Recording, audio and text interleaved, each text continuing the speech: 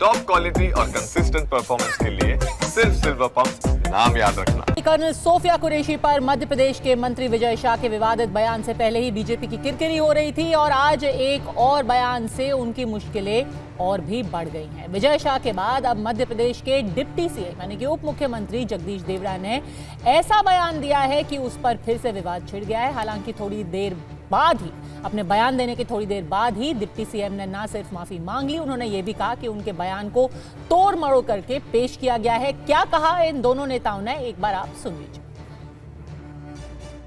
यशस्वी प्रधानमंत्री जी को हम धन्यवाद देना चाहेंगे और पूरा देश की वो सेना, वो सैनिक उनके चरणों में नतमस्तक है।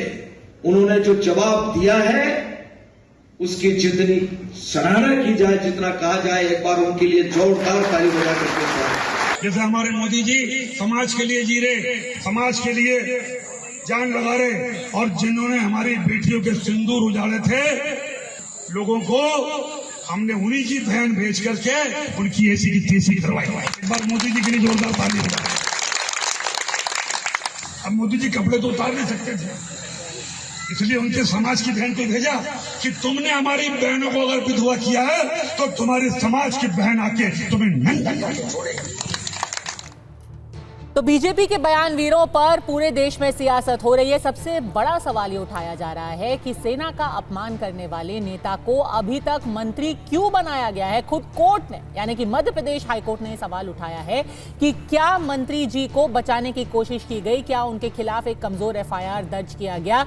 लेकिन इसी बीच बाकी नेताओं को लेकर के भी रस्साकशी का खेल शुरू हो गया है। कर्नाटक में कांग्रेस के एक विधायक हैं, उन्होंने तो 2 कदम आगे बढ़ के यहां तक कह दिया कि पूरा ऑपरेशन सिंदूर ही महज एक पाखंड है, उसमें कुछ हुआ ही नहीं। वहीं समाजवादी पार्टी के नेता और सांसद रामगोपाल यादव ने इन्हीं के बारे में बात करते हुए यानी कि कर्नल सोफिया कुरैशी के बारे में बात करते हुए ये कहा कि जो बाकी सेना के अफसर थे, अगर उनकी जाति भारतीय जनता पार्टी को पता होती तो उनको भी गाली दी जाती। और ये कहते हुए उन्होंने बाकी अफसरों की भी जाति उजागर कर दी।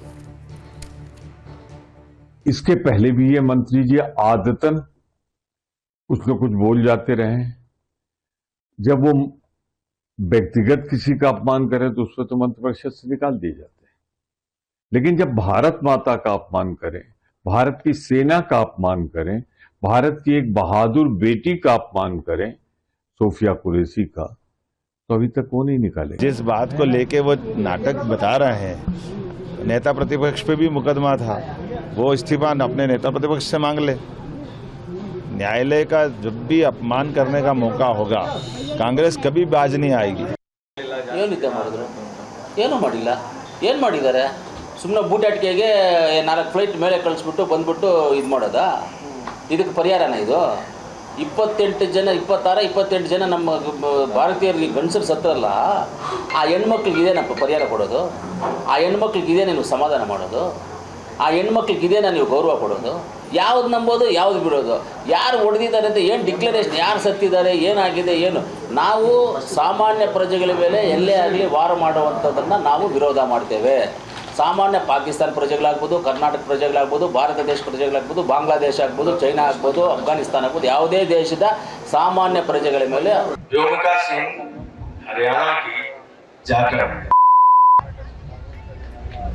और एयर मार्शल भारती पूर्णिया के यादव हैं, तो तीनों तो पीडीए के थे। एक को मुसलमान समझ के गाली दी, एक को राजपूत समझ के कुछ नहीं किया और भारती के बारे में जानकारी नहीं थी। और जब पेपर में आ गया तब ये सोचने को विवश है कि अब क्या करें।